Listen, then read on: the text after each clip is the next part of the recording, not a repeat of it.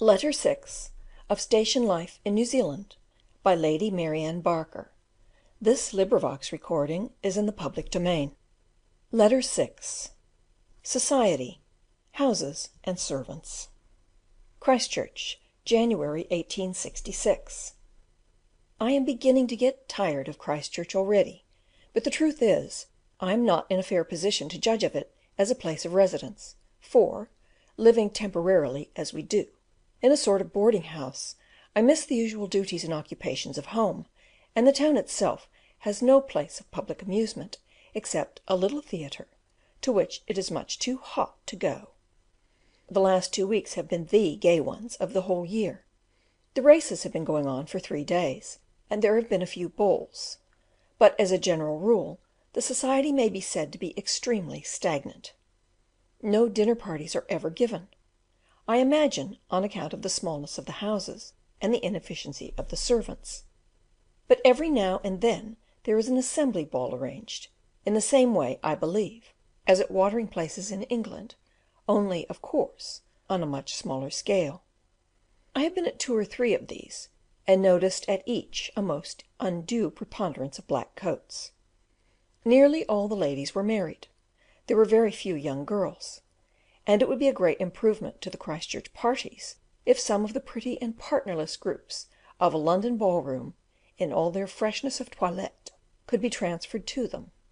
What a sensation they would make, and what terrible heartaches among the young gentlemen would be the result of such an importation. There were the same knots of men standing together as at a London party, but I must say that, except so far as their tailor is concerned, I think we have an advantage of you, for the gentlemen lead such healthy lives that they all look more or less bronzed and stalwart, in splendid condition, not like your pale dwellers in cities. And then they come to a ball to dance, arriving early so as to secure good partners, and their great ambition appears to be to dance every dance from the first to the last. This makes it hard work for the few ladies who are not allowed to sit down for a moment, and I have often seen a young and pretty partner obliged to divide her dances between 2 gentlemen. Although it only tells against myself, I must make you laugh an account of a snub I received at one of these balls. Early in the evening I had danced with a young gentleman whose station was a long way up country, and who worked so hard on it that he very seldom found time for even the mild dissipations of Christchurch. He was good looking and gentlemanly, and seemed clever and sensible, a little brusque perhaps, but one soon gets used to that here.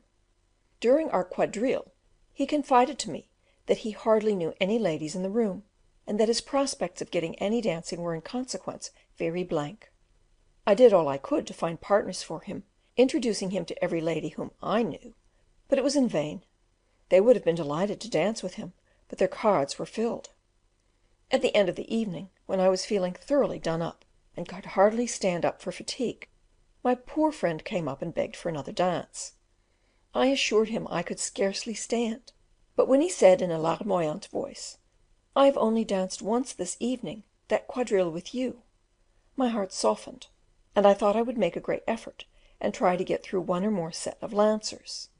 My partner seemed so grateful that the demon of vanity, or coquetry, or whatever it is that prompts one to say absurd things, induced me to fish for a compliment, and to observe, "It was not worth while taking all the trouble of riding such a distance to dance only with me, was it?" Whereupon my poor doleful friend answered with a deep sigh, and an accent of profound conviction, "No, indeed, it was not." I leave you to imagine my discomfiture, but luckily he never observed it, and I felt all the time that I richly deserved what I got for asking such a stupid question. The music at these balls is very bad, and though the principal room in which they are given, at the town hall, is large and handsome, it is poorly lighted, and the decorations are desolate in the extreme. I am afraid this is not a very inviting picture of what is almost our only opportunity of meeting together, but it is tolerably correct. Visiting appears to be the business of some people's lives, but the acquaintance does not seem to progress beyond incessant afternoon calls. We are never asked inside a house, nor, as far as I can make out, is there any private society whatever, and the public society consists, as I have said, of a ball every now and then. My greatest interest and occupation consist in going to look at my house, which is being cut out in Christchurch, and will be drayed to our station next month, a journey of 50 miles. It is, of course, only of wood, and seems about as solid as a bandbox, but I am assured by the builder that it will be a most superior article when it is all put together. F and I made the little plan of it ourselves, regulating the size of the drawing room by the dimensions of the carpet which we brought out, and I petitioned for a little bay window, which is to be added. So on my last visit to the timber yard, the builder said, with an air of great dignity, "Would you wish to see the Horiel, mum?" The doors all come ready made from America, and most of the wood used in building is the kauri pine from the North Island. One advantage, at all events, in having wooden houses is the extreme rapidity with which they are run up, and there are no plastered walls to need drying. For a long time we were very uncertain where and what we should build on our station, but only 6 weeks after we made up our minds, a house is almost ready for us. The boards are sawn into the requisite lengths by machinery, and all the carpentry done down here. The frame will only require to be fitted together when it reaches its destination, and it is a very good time of year for building, as the wool drays are all going back empty, and we can get them to take the loads at reduced prices.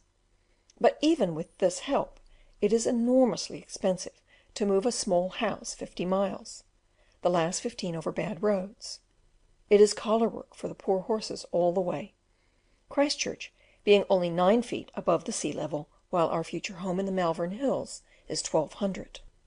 You know we brought all our furniture out with us, and even papers for the rooms, just because we happen to have everything, but I should not recommend anyone to do so, for the expense of carriage, though moderate enough by sea, in a wool ship, is enormous as soon as it reaches Littleton, and goods have to be dragged up country by horses or bullocks.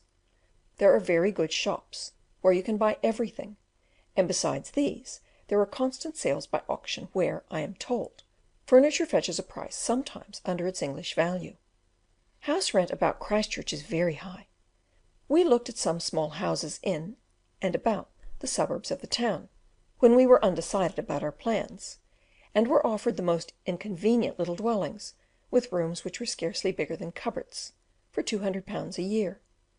We saw nothing at a lower price than this, and any house of a better class, standing in a nicely arranged shrubbery, is at least £300 per annum. Cab hire is another thing which seems to me disproportionately dear, as horses are very cheap. There are no small fares, half a crown being the lowest legal tender to a cabman, and I soon gave up returning visits when I found that to make a call in a hansom 3 or 4 miles out of the little town cost £1 or £1 10s, even remaining only a few minutes at the house. All food, except mutton, appears to be as nearly as possible at London prices, but yet every one looks perfectly well fed, and actual want is unknown. Wages of all sorts are high, and employment a certainty. The look and bearing of the immigrants appear to alter soon after they reach the colony. Some people object to the independence of their manner, but I do not. On the contrary, I like to see the upright gait, the well-fed, healthy look, the decent clothes, even if no one touches his hat to you, instead of the half-starved, depressed appearance and too often cringing servility of the mass of our English population. Scotchmen do particularly well out here. Frugal and thrifty, hard-working and sober, it is easy to predict the future of a man of this type in a new country. Naturally, the whole tone of thought and feeling is almost exclusively practical. Even in a morning visit there is no small talk. I find no difficulty in obtaining the useful information upon domestic subjects which I so much need, for it is sad to discover, after all my housekeeping experience, that I am still perfectly ignorant. Here it is necessary to know how everything should be done. It is not sufficient to give an order. You must also be in a position to explain how it is to be carried out. I felt quite guilty when I saw a picture in Punch the other day of a young and inexperienced matron requesting her cook not to put any lumps into the melted butter, and reflected that I did not know how lumps should be kept out. So, as I am fortunate enough to number among my new friends a lady who is as clever in these culinary details as she is bright and charming in society, I immediately went to her for a lesson in the art of making melted butter without putting lumps into it. The great complaint, the never ending subject of comparison and of lamentation among ladies, is the utter ignorance and inefficiency of their female servants. As soon as a ship comes in, it is besieged with people who want servants, but it is very rare to get one who knows how to do anything as it ought to be done. Their lack of all knowledge of the commonest domestic duties is most surprising, and makes one wonder who in England did the necessary things of daily cottage life for them, for they appear to have done nothing for themselves hitherto. As for a woman knowing how to cook, that seems the very last accomplishment they acquire. A girl will come to you as a housemaid at £25 per annum, and you will find that she literally does not know how to hold a broom, and has never handled a duster. When you ask a nurse her qualifications for the care of perhaps 2 or 3 young children, you may find on close cross-examination that she can recollect having once or twice held mother's baby, and that she is very firm in her determination that "you'll keep baby yourself a night's mum." A perfectly inexperienced girl of this sort will ask, and get, £30 or £35 per annum; a cook from £35 to £40, and when they go up country, they hint plainly they shall not stay long with you, and ask higher wages, stipulating with great exactness how they are to be conveyed free of all expense to and from their place. Then, on the other hand, I must say, they work desperately hard, and very cheerfully. I am amazed how few servants are kept, even in the large and better class of houses. As a general rule, they appear willing enough to learn, and I hear no complaints of dishonesty or immorality, though many moans are made of the rapidity with which a nice tidy young woman is snapped up as a wife. But that is a complaint no one can sympathize with.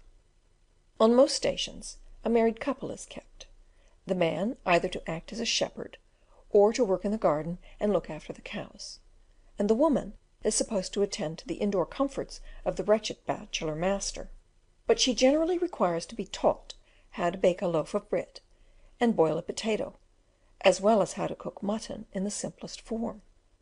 In her own cottage at home, who did all these things for her? These incapables are generally perfectly helpless and awkward at the wash-tub.